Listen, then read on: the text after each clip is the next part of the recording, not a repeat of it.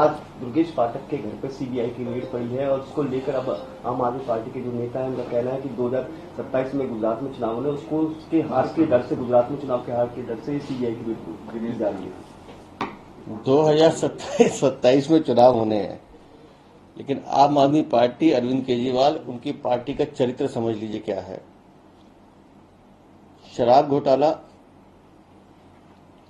और जिस तरह से पैसे का लेन देन उस घोटाले के माध्यम से हुआ, दुर्गेश पाठक गोवा के प्रभारी थे और दिल्ली में जो पैसा इकट्ठा किया गया वो गोवा के चुनाव में गया, ये जानकारी सबके पास है।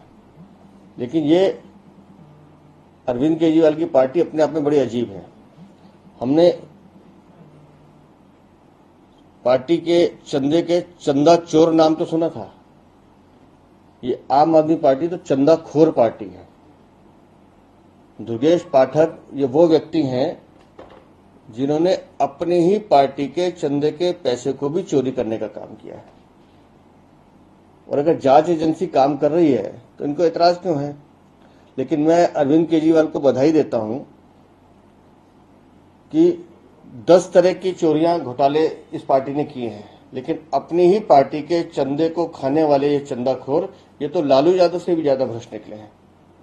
और अभी तो ये जांच एजेंसी तो लगातार काम कर रही है। अभी तो मुझे लगता है एक बार पूरी रिपोर्ट आने दीजिए, इसमें कितने लोगों का और पेट भरा गया वो चीज भी सामने आएगी। सर, ये एफसीआरए का क्या मामला है, कुछ इसके बारे में जानकारी है क्या आप लोगों को? देखिए, जो जानकारी आप लोगों के माध्यम से आ रही है कि गोवा चुनाव में जो पैसा लगा था वो दिल्ली की शराब नीति का पैसा था, जिसको पार्टी फंड में यूज किया गया था। और पार्टी फंड का पैसा जहां जैसे भी गया, कुछ रिकवरी वहां हुई भी थी, लेकिन दुर्गेश पाठक ने उस पार्टी के चंदे को हड़पने का काम किया है। तो अब जवाब दुर्गेश पाठक को देना है, या जिनकी पार्टी का चंदा, सो कॉल्ड चंदा, दलाली का पैसा, या उनको जवाब देना है। सर, ये आम आदमी पार्टी के द्वारा ये कहा जाना कि गुजरात का सह प्रभारी बनाया गया है दुर्गेश पाठक को, इसलिए ये कार्रवाई हो रही है, कितना दम लग रहा है इसमें? इस पार्टी में सब प्रभारी और सह प्रभारी बचे हैं, अलग अलग राज्यों के, इनके पास और तो कुछ है नहीं। और दुर्भाग्य से इनके पास मुख्यमंत्री भी एक ही बचा है जो स्टेज तो चला सकता है लेकिन स्टेट नहीं चला पा रहा। तो इस पार्टी का तो आप देखिए क्या क्या होगा, क्योंकि अब इनको यही काम रह गया। लेकिन इनकी चोरियां, चाहे दिल्ली हो या पंजाब हो, सब जगह सबको पता है कि ये पार्टी एक तरह से सबसे करप्ट पार्टी है हिंदुस्तान की, जिसको सिर्फ चोरी, कमीशन और रिश्वत ही खाना है। पहले भी उन्होंने आम आदमी पार्टी को खत्म करने की तमाम कोशिशें करके देख ली। हमारे नेता अरविंद केजरीवाल जी को गिरफ्तार करने से लेके पूरी पार्टी को उन्होंने जेल में डालने का प्रयास किया, तमाम तरीके की यातनाएं दी, लेकिन फिर भी आम आदमी पार्टी मजबूती से बीजेपी के साथ लड़ रही है। बीजेपी के खिलाफ आवाज उठाने वाली एक सशक्त पार्टी आम आदमी पार्टी है। और यही कारण है कि आज दुर्गेश पाठक के घर सीबीआई का छापा मारा गया है। दुर्गेश पाठक को धमकाने के लिए बीजेपी ने, मोदी जी ने सीबीआई भेज दी है। ये जो आपने एक अपना हथियार बना लिया है सीबीआई को, ईडी को, कभी किसी नेता को धमकाने के लिए, कभी किसी नेता को डराने के लिए, दुर्गेश पाठक के घर सीबीआई भेजने के पीछे की वजह क्या है? दुर्गेश पाठक को अरविंद केजरीवाल जी ने गुजरात में संगठन को मजबूत करने की जिम्मेदारी दी। दुर्गेश पाठक को आम आदमी पार्टी ने वहां का सह प्रभारी बनाया।